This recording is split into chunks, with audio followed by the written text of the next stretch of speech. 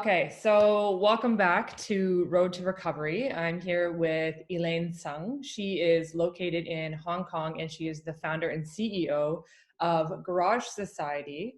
And you guys are pretty much everywhere right now. I was looking at your profile. You're Hong Kong, India, Singapore, Thailand, Cambodia, where else? Philippines. Am I missing anything? Well, that's it for now. Yeah, and probably plans to expand. But with that being said, it's really great to have you here and talk to you because I think you have a very unique perspective, differing a little bit from where we're located here in Europe, and then obviously our companies in North America. So we're having very different experiences than you right now. You guys are a little bit ahead of the game with regards to the virus and kind of how it swept through China and that part of the world. So it would be really great to maybe hear from you how that came about, kind of taking you guys into those stages and where you are now. Sure. Well, thanks for Mhm. having me, first of all. Well, hopefully we're a bit ahead. I think the whole episode started late January. I think now tracing back, people are starting to think that the early cases actually happened in 2019, hence the name COVID-19.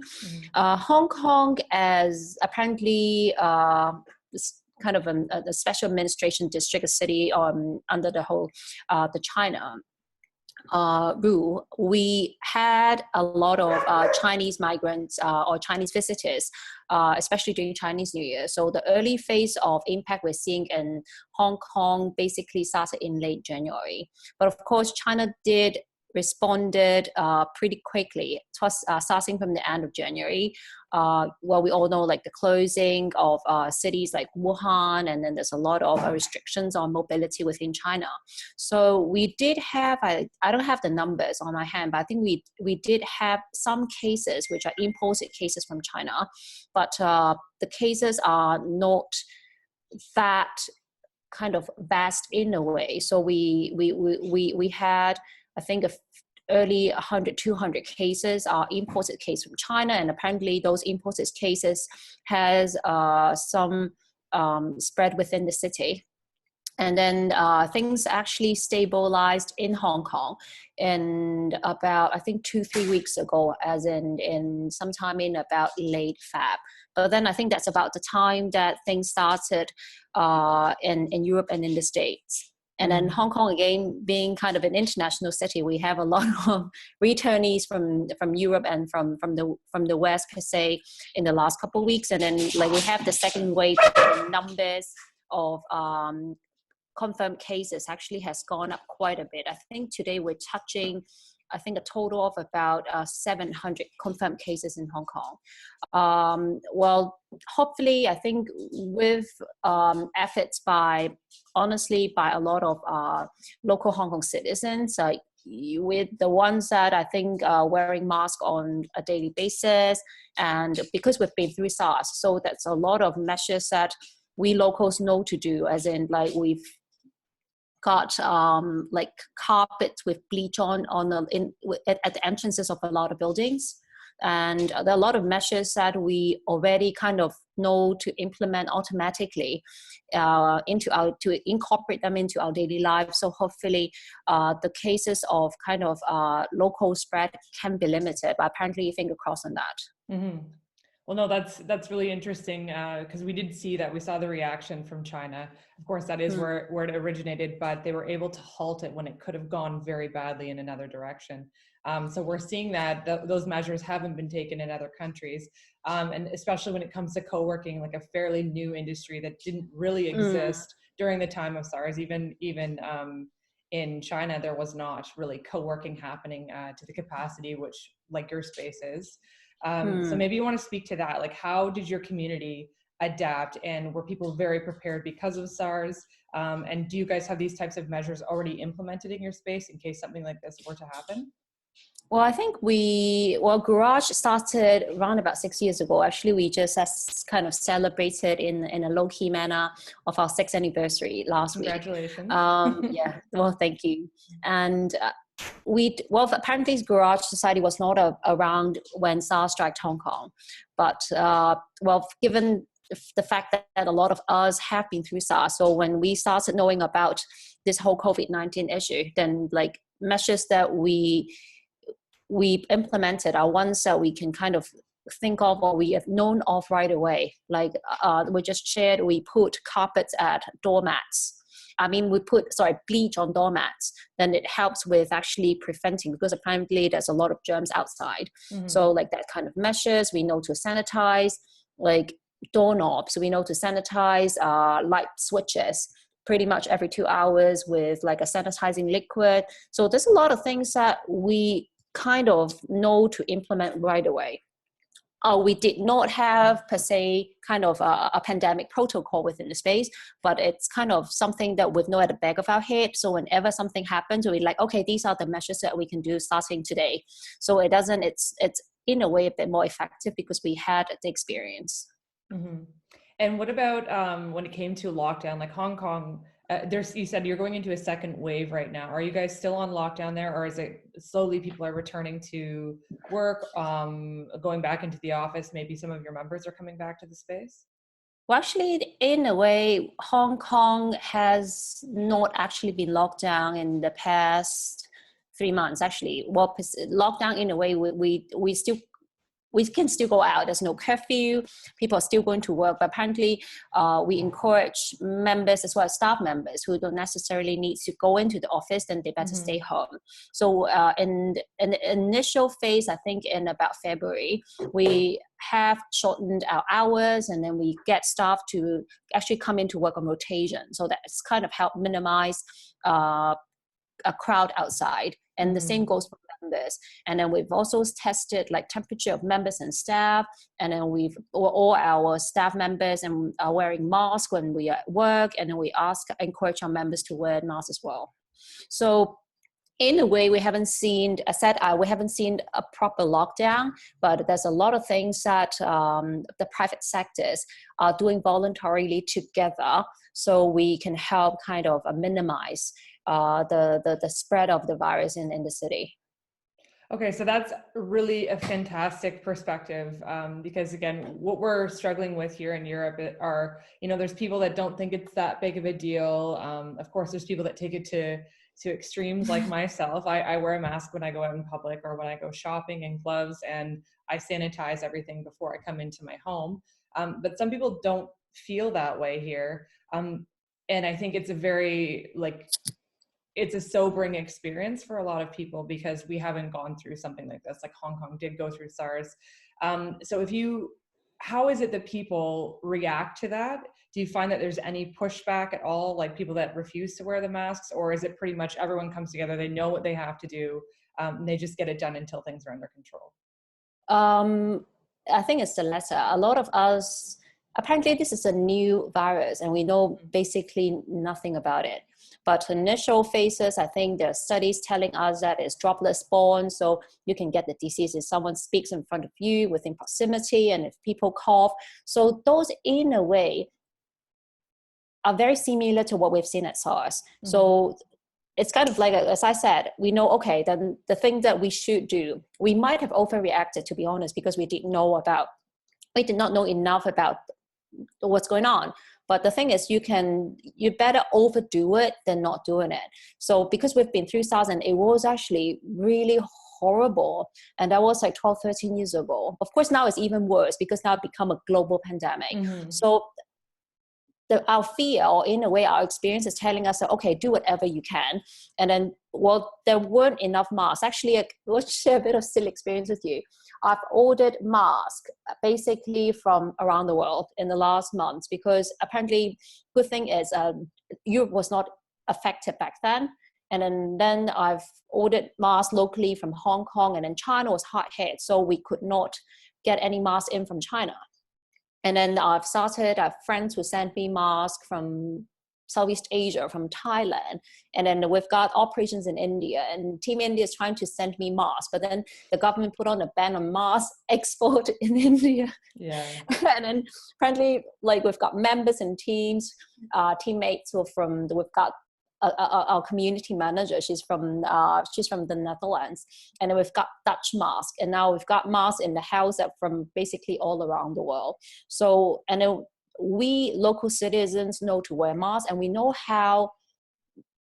hopefully how much more impact we can do if everyone wears it. Because if I wear it but the other people are not wearing it, it's as risky. So there are a lot of us who basically always go out with a few extras, and we see people outside who are not wearing masks, or people who couldn't find it because mask was in shortage. Then a lot of Hong Kong citizens are more than happy to share the mask with people. So we give masks to maybe cleaners we see on the street, because the thing is, we're in it together. It's not about me. Like if I wear a mask and if everyone else gets sick, it doesn't do anything. It doesn't do anyone benefit. So it's most important for a very crowded and congested city like Hong Kong that we know to do it collectively. Like if I wear a mask and if you don't have it, I'll give it to you. And if all of us wear it, if all of us actually make sure that we stay clean and hygienic, then hopefully we do our best in trying to survive this pandemic. So yeah, well, there are a lot of like small gestures, but I think they all go a long way within the community in Hong Kong. Like all our friends of mine and myself, actually, we go and give small lectures to the cleaner communities in our neighborhood, because they didn't know how to. Actually, we know how to wear. You need to know how to wear a mask, right? And a lot of people didn't even know. So we kind of we're in hygiene 4.0 now in this city. And then we go about and kind of share our experience with other people. Like you wear a mask, and then that's where you put your hands, like how you take care of everything. So in a way, the community efforts that we've seen in Hong Kong, my own opinion, it's actually has helped a lot in the control of the virus in the city. That is really amazing to hear. That is one of the nicer stories I've heard coming out of this. And I'm sure that people appreciate it when you give it to them. We have a huge shortage here. I have like a box of 50 that I've been using very sparingly, but I have been giving it to my loved ones and whatnot. And we shared a box of 50, and then we just go out when we absolutely have to. But that does sound really nice that you guys are doing it together. And I think, again, in the other countries, we could definitely learn from China in their response to that. Again, better safe than sorry, we say. So why not just do it? Let's get this under control. And if every little effort kind of gets us back to where we're going, then that would be fantastic. So maybe you can speak to that as well. And again, you guys are still in it. You're still continuing to practice certain measures and wearing masks, but you're not stopping going into public spaces. Maybe you can also reference SARS, and how did you come out of that? Like, was there a day that you all just decided, hey, I think we don't have to wear our masks anymore. I think we can go back to normal? Numbers. I think, honestly, SARS was quite a long time ago. So I don't have really clear kind of memory, and my memory is actually not too good anyways to start with. I didn't remember the day we're like, okay, we're good to go. But it has been a few weeks that Hong Kong was like a ghost town, because it was the first major epidemic to hit Hong Kong, well, at least in my lifetime. So we didn't know what's going on. I think in a way, a lot of European cities are in the same phase as we did 12, 13 years ago. Like, what exactly is this disease? Like, are we okay to go out? Like, what if we don't go out? So there's a lot of uncertainty, because as I said, it's a new virus. So we've been through that firsthand 12, 13 years ago. And we didn't know what to do. So in a way, we only knew to do whatever we could. And then not until the time that actually we started actually seeing on news and reports that we have no case, we have no new case, people are all out of hospitals. And then after we realized that, okay, it might be safe to get back our normal lives, then things started actually going that way. So now actually in the city in Hong Kong, every day, I can basically, the minute I woke up, phone on, try to understand what's going on in the States and Europe, what kind of cases. I've started seeing that cases in Italy. It's actually one of my favorite European countries. Yeah, me too. Yeah, it's a bit sad. But okay, then the curve seems to be flattening. And then the same goes for the UK, for London. And so we're like, okay, hopefully then in a week or two, then things will get better. Of course, now New York is in a really bad position. Like it's been really a horrible phase. I think I've just read a report that there's someone dying every 17 minutes. Mm-hmm. And so hopefully, again, they've actually started implementing tighter measures. And the key thing is people need to be educated to know what to do. I think knowledge is very important. We did not have the knowledge before during SARS. And now we knew that we could have done much better with acquiring whatever knowledge we can collectively and sharing the knowledge. Because if like maybe like a more grassroots person, a cleaner in the street did not have enough knowledge about COVID-19, then we as the citizens who actually know a bit more should share with them. Then we're in it collectively together. So we have, in a way, sometimes I think my dad said it's scary peer pressure in Hong Kong. Like you're not wearing a mask on the street, you get people like looking at you as in you're like a weird moron. So we give a lot of pressure because we knew it could go bad if most of us are doing it, but some people are not. And the reason why is because of knowledge. Apparently, internet it's much more developed now, so we've got knowledge from around the world. So we're happy to share the knowledge, and I think the key thing is to get the knowledge, acquire the knowledge well. Like it's droplets borne. There is not airborne. If not airborne, then apparently you know better to do when it's droplets borne. You wear a mask. You don't touch your nose, your eyes, your mouth. So there's a lot of glasses. I didn't usually wear glasses, but now I have them on because when I go out, it actually prevents me from touching my eyes because we touch our face involuntarily a lot of times. So if I wear a mask, if I'm out and I have my glasses, then the chance of me touching my face is actually minimized. So these are things that we're all doing in the city. Wow, no, that sounds amazing, and again, we have a lot to learn from you. Let's go back to co-working, and Sure. Because I feel like I'm talking into the future somehow. So maybe you can tell us a little bit about how you see the future of co-working, how this is going to affect it. Because again, your movement and co-working spaces, they are happening in China, but I think that the model is just kind of starting to creep in there where it's a little bit more community driven and less corporate, right? You guys are more geared toward business centers, but you're making that shift toward how like European co-working spaces would function. So maybe you can talk a little bit about that and how you see the future of co-working and being affected by something like this when you see like Europe as well as North America, who has not been hit by an epidemic or pandemic like this, how these effects are going to transition us into the future. Yeah, well, thanks for the question. Actually, this is something that now, because honestly, we're not too busy, the team and myself are working very hard on cracking the codes to see the co-working 2.0 is going to be how things should look like.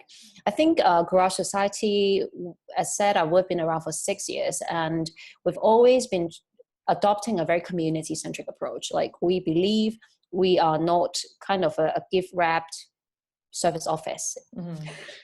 Yeah, we don't like it because I think for us, we understand how you can differentiate from more traditional service workspaces, which apparently will be sought after by the people. I think when you look at why it has to be community centric, because you need to be able to talk to your customers, and I think it's answering customers' needs.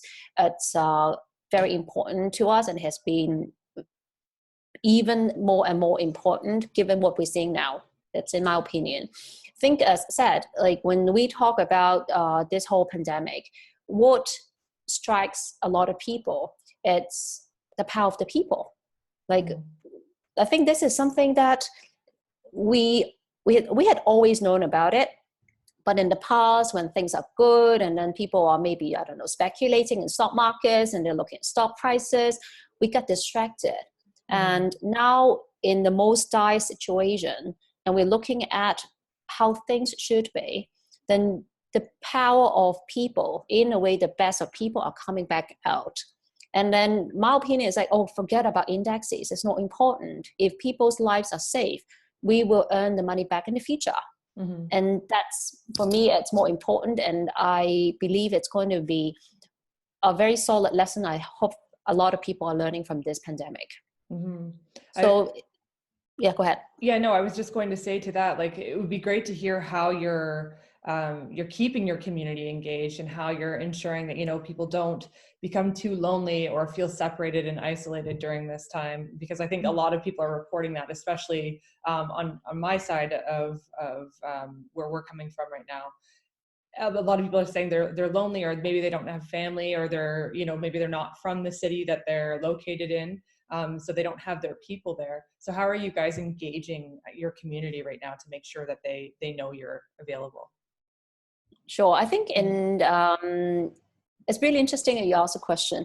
In Hong Kong, in a way, we're still going to work sparingly. So we still actually have the human touch. We still get to see people. Mm-hmm. Our India operation, actually, we've got a few operations in NCR, in the Delhi area in India.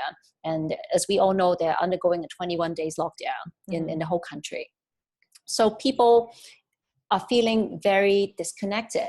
And well, a lot of things that we do with the team and the team is doing with some members is we're apparently trying to use technology better. Last Friday, we did a virtual happy hour. So it's we all grab a drink at home, but we logged in. We do small games. We chat with each other. So at least we remember, although we are disconnected in certain ways, we're still connected. And this is the way we try to kind of extend help to people when they're feeling lonely. So we can go through this horrendous experience together. Again, power of people now is enhanced by initiatives we can do, is apparently enhanced by technology.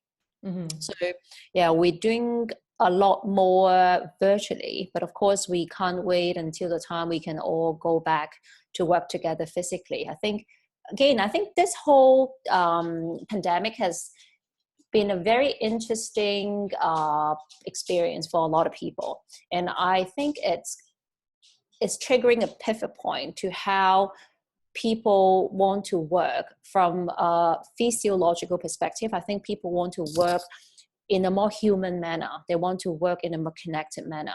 At the same time, it's also demonstrated that work from home in a way work, but you need to adapt it, because if people are working only from home, then you feel very lonely and isolated. So how you can tweak it to become a new work style that works for all, including corporates. I think now corporates, given first thing is how bad the market is going to look like in the next few months at least, they'll need to look at cost cutting. And if work from home works, then what is the new maybe real estate approach? Then how they can take advantage of flex workspace operators like co-working spaces who can help them with the actual physical office space. But at the same time, going back to the last question, it's how we can serve the community from a human way, that we're looking at a very community-centric approach, that we can all drive a new work style in a more socially impactful way, that we can all be, well, it's a bit cliche to say, but be better human beings together. That provides a solution, a workspace solution that also answers the spiritual needs of other people. Mm-hmm. Absolutely. No, I think so. And it is really interesting how we've done an enormous shift toward technology. And I think a lot of people were feeling isolated anyway. And then this is, again, in the last year, I've seen that a lot of people are trying to come away from technology, and, you know, have these times where they're having space away from their phone or going out into nature. And then here we are being thrown right into it more than we ever have. And everyone's desperate for what they don't have. So you're seeing this collective online of people trying to be mindful about the time that they have in their homes, or, you know, trying to be a little bit more active or meditating or whatever it is.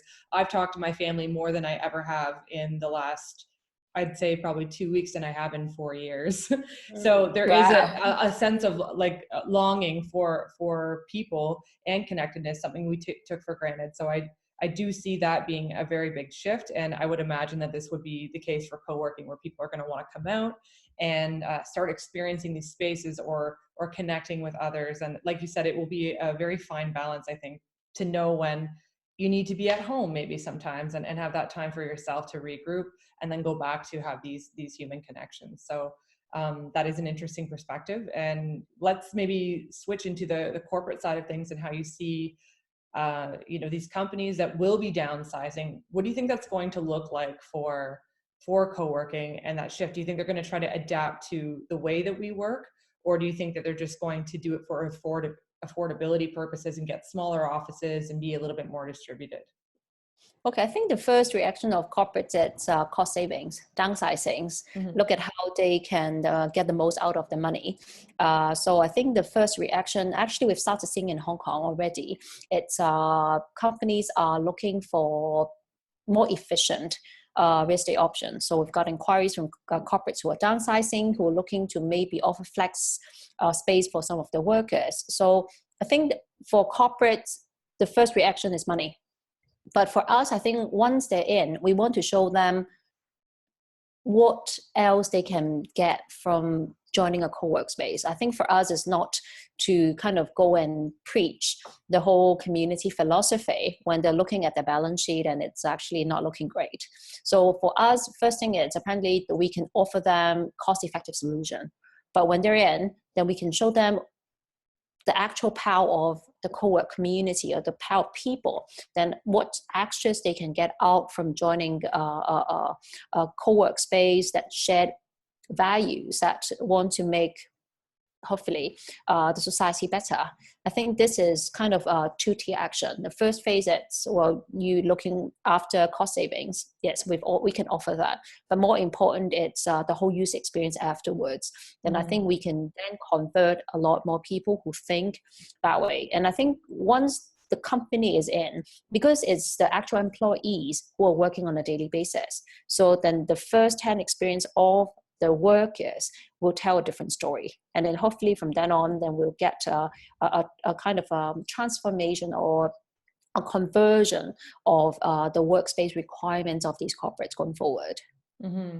So that kind of goes in alignment with what we were talking about before I hit record. So we kind of jumped on the call and you were saying, a lot of governments are being reactive to the economy right now. And in some countries, you're not seeing that there is a care for the people there, right? And you gave Germany as an example where they seem to be caring for their people, where in the US, it seems like they're really, looking to figure out the economy first before they figure out how people are. So this can also translate from corporates with their employees. And I think there's also a shift that way, where if you take care of your employees, instead of always trying to figure out what your bottom line is, you're going to have a successful company because they're going to want to preach your brand. And if they're happy there, they're going to do great things for your customer base and what it is that you're trying to do. So do you see that as well, having a bit of a shift? People are kind of coming together. You see these communities, people are understanding human connection, and the human element is very important. So with corporates, like you say, worrying about their bottom line, do you think this shift will actually happen for them and they're going to see our employees are really happy? We need to focus on that from now on. Well, I think for corporates, they will sooner or later. The thing is, if they're only looking at the numbers and they're actually undermining people, long run, the business won't work. Mm-hmm. I think the workers are starting to see the shift. And if you were a smart person, if there were two companies, one cares about you, one cares about their money, which one will you work for? And eventually, I really hope that smarter companies will know to adapt faster. And the companies who are still in the kind of I call it the dated mindsets of looking only at the P&L are the companies which are going to get themselves into more troubles. Mm-hmm. Because at the end of the day, businesses are built by people. Businesses are not built on Excel. So you need to really look at what is the most valuable asset of the company. The asset are the people. If you've got the brains, you've got the people, your business will go a long way. So if you're not taking good care of your business, if you're not taking good care of your people, you won't have a business in the long term. Yeah, absolutely. And I think that we all realize that being in the co-working industry, we understand that, and we're trying to discover how we can exist as the people that we are, but also be successful in business, right? And I think that's the whole attractiveness of what we're doing and of these companies and these different co-working spaces. So with that being said, maybe you want to leave us with one last piece of advice or something. If you could tell the whole entire world right now and the whole entire co-working industry, what would be your advice during this time to kind of get us through this and a light at the end of the tunnel, maybe? I won't call it an advice, maybe just to share a bit of my thoughts in the past 2 months. I think now it's more important than ever that we take care of the people first. If you take care of the people, the rest will follow. There might be operations that might not survive the downturn of economy in the next couple months, but you can always build it back up. Like, if you have the people, then if you start afresh, maybe 6 months down the road, your people will be with you. So I think it's important for us to understand what's key, what's the key thing that matters. And once you've got that resolved, I think the rest will follow. Mm-hmm. Fantastic. Elaine, I really appreciate you taking the time to talk to me. This has been an amazing interview, really insightful, and again, really excited to get back to normal. I know we're kind of in the middle of it all here, but hearing what you guys have to say, hearing about your community and hearing about Hong Kong and what's going on there, I think is going to, help people sleep a little bit at night and give us some hope that there is light at the end of the tunnel. And again, make sure that our communities do survive this tough time. So thanks so much for speaking with me today. And yeah, we'll be in touch again to follow your journey and love to hear from you again in the future. Actually, the key thing is get more rest. It helps with your immune system. Okay. And the thing is, I think in the future, we'll not have a normal back. We'll have a new normal. Mm-hmm. So, well, let's see what's going to happen. And thanks for having me again. Absolutely. And we'll stay in touch. Will do. Thank you. Cheers.